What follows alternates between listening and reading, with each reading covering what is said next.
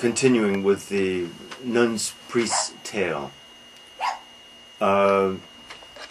So, Chantaclear says, citing authors, famous authors from Cicero and ancient authors, Chaucer, showing off his learning. His learning was vast, just vast. I like to consider myself a little bit of a learned guy. I'm nothing compared with Chaucer, nothing. Anyway, he cites all these authors. Then Pertalote, the hen, cites other authors that said, dreams are nothing. Dreams are nonsense. So what is Chaucer doing here? He's showing off his learning as true, but he's also saying that in antiquity, as in the Bible, if you look for something, you can find it. If you're looking for support, you'll find it. But contradictions. Okay, so then Shantaclear says, you're wrong, dear, but you're so... Oh, then he tells his dream. His dream was kind of like a dog with a red tail who was going to attack him. Well, a dog with a red tail is probably a fox, but he doesn't think of that. And then, so he's still shaken by his dream, but he disregards his dream, and he makes love 20 times with Pertalote before dawn. So, understand this, because here is the satirist, the nun's priest, Chaucer. The rooster had a dream. The rooster believes that dreams are valid. The rooster then ignores his own dream for his sensual pleasure with his wife. This is the nun's priest, an affectionate, charming, smiling view of humanity. Smiles at our weakness, smiles at our silliness, smiles at our folly, our unseriousness. That's Chaucer at his best, at his deepest, I believe. A man of great wisdom and gentleness. Okay, but tough intellect. So then it's dawn, the farm gets into action, and Chantaclear takes a walk out into the garden. Well, who has come into the garden but a fox? And the fox creeps up to him, and Chantaclear is startled, but the fox says, don't be startled, I'm your friend. And he even says that he had known Chantaclear's father. And it's pretty clear that he had eaten Chantaclear's father. But Chantaclear is so naive and silly that he says, oh, really? Yes. And I especially liked the way he used to sing, because he would hold his neck out and sing so beautifully. Can you do that too? Sure, says Chantaclear, holds his neck out to sing, and of course the fox grabs his neck and runs away. But the fox can't escape, because Chantaclear at last says to him, while being carried away, persuades him to stop. Chantaclear flies up to the top of a tree, is safe. The fox almost persuades him to come back down. That's how stupid Chantaclear is. But Chantaclear is a lot like us. Wonderful story, wonderful man, the nun's priest tale.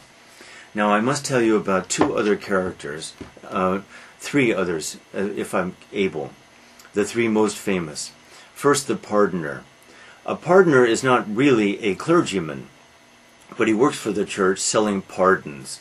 Pardons were for, okay, let's say your father died recently. Your father's soul, you believe, is in purgatory. That's where we'll go if we're saved. If I want to reduce the time that my father spends in purgatory, I buy a pardon. I pay money. The money goes to the church, apparently. And I feel better. Well, the pardoner sells these pardons, and it's scandalous, of course.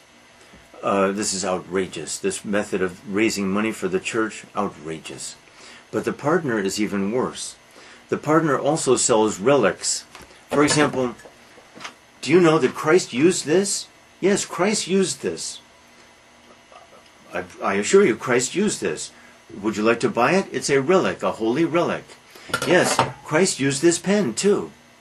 Well, he would say things like that. And some people are stupid enough to buy these things. Or so pious and naive, gullible. But we get into the great psychological portrait of the Canterbury Tales is the pardoner. The others are interesting, but the great one is the pardoner. We learn that the pardoner has this stringy yellow hair. He has no beard. And it's implied, there's a mention of geldings a couple of times in the prologue. A gelding, after all, is a horse which has been castrated. Castrato. It's pretty clear that the pardoner is a man with a sexual dysfunction. He has no testicles, probably. He is incapable of sexual activity. So, the point. He is a man who is very angry at God. He is angry at God. And he finds some satisfaction in humiliating the church and anyone who is stupid enough to believe religion. And he's openly scornful of these people, but then he turns around and persuades them to buy pardons or even relics. He's a man whose power is in his speech. He's an eloquent man. He speaks very well. And he gives sermons about greed. Of course, he's greedy. A man who openly tells who he is and then turns around and says, come on and buy your pardons. And people buy them. And this makes him feel good because of his rage at God. Why? Because of his sexual dysfunction. He rides along with a man who's called a summoner. A summoner is a church court official, like a bailiff, who goes out and brings into church court, ecclesiastical court, people who have violated ecclesiastical law, like doing wrong things on Sunday, or not attending church, or not attending confession, and all that. This summoner is a hideous man. His skin is terrible. He has open sores on his skin. To make himself even worse, he eats lots of garlic and leeks and drinks lots of wine. The man stinks. But his great pleasure is for example, he comes up to a pretty girl and says, I think you didn't go to church last Sunday. Oh, yes, I did. No, I can prove you didn't. Well, she has a choice. Either she must go to the church court, or she must, it's implied, offer some kind of sexual favor to the summoner.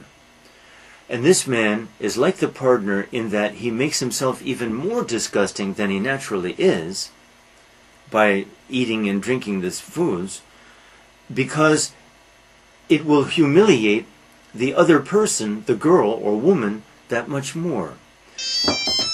The summoner and the pardoner ride together, and they sing this love song, Come Hither, Love, to Me. This is one of the great moments of Western literature, to see those two monsters riding along, the one incapable of sexual behavior, the other so hideously sexual, riding along singing a love song, a duet. Wow! The other character whom I don't have time to describe, the last of the great characters, is the wife of Bath, a remarkable woman, married 5 times, vast energy, vast enthusiasm, but I don't have time. I'm sorry. Maybe we'll continue this sometime. Sorry. Mr. Ratburn cleared his throat. Our class representatives for the spellathon will be the Brain and